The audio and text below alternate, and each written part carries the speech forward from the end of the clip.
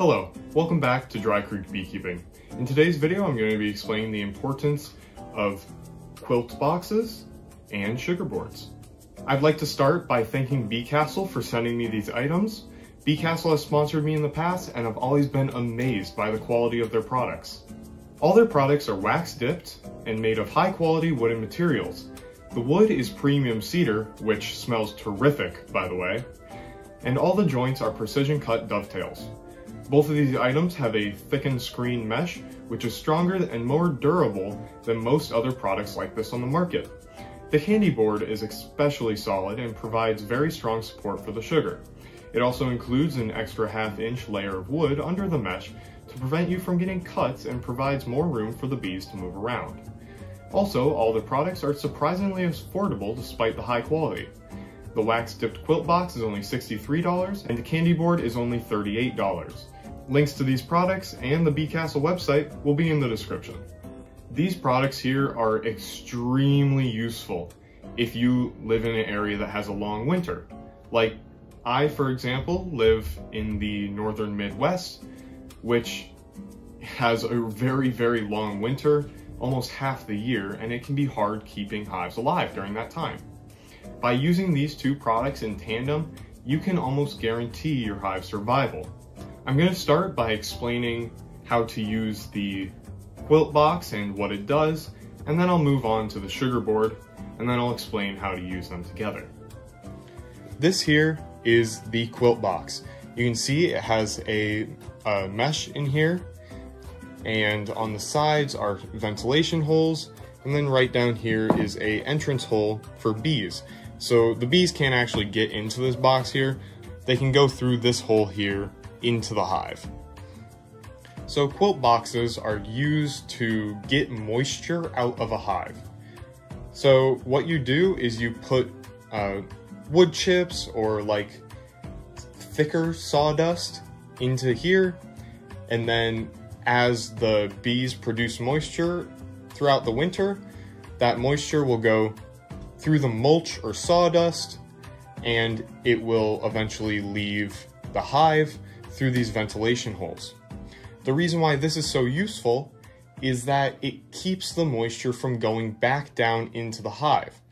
So if you have just a normal inner cover, then all the moisture from the bee's breath is going to hit the top of that inner cover, and it's going to hit the cool air that's coming from the outside, and it's going to condense and then drip back into the hive.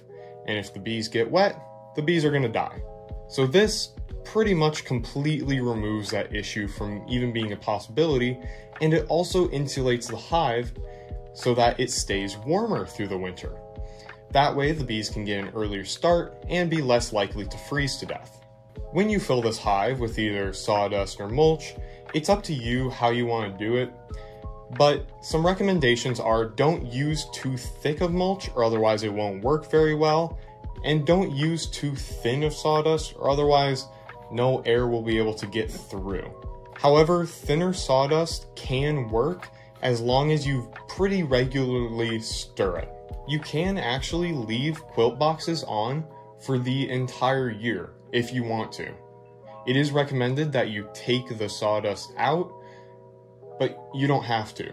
Most beekeepers don't leave these on the entire year, and they'll actually take them off at the end of the winter so that the hives don't overheat during the summer, and plus the usage of these decrease once you get outside of winter.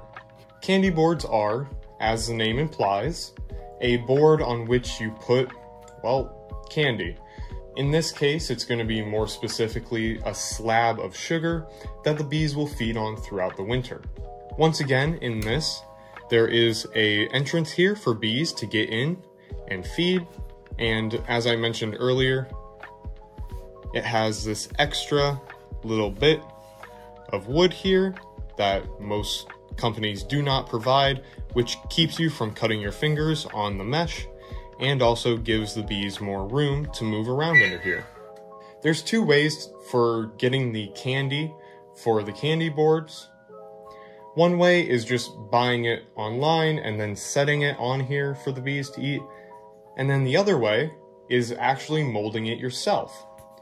And BeeCastle provides a block of wood to cover this entrance hole with, so that you can mold the sugar without the sugar spilling out through the entrance hole.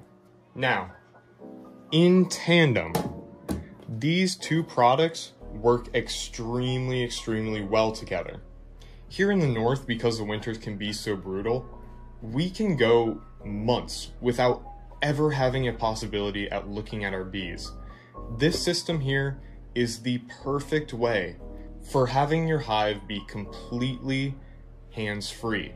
The sugar board will provide the bees with a large supply of food, and then the quilt box will remove any excess moisture that may be building up in the hive. The only thing that you would ever have to do with this system is changing out the shavings in the quilt box every once in a while if they get saturated. But really, that's it. It is extremely simple and effective, and a great way to keep your hives alive through the winter. Anyway, that's the end of this video. Thank you again to BeeCastle for sending me these items, and thank you for watching. If you did enjoy the video, please make sure to like, subscribe, leave a comment, and I'll see you guys in the next video.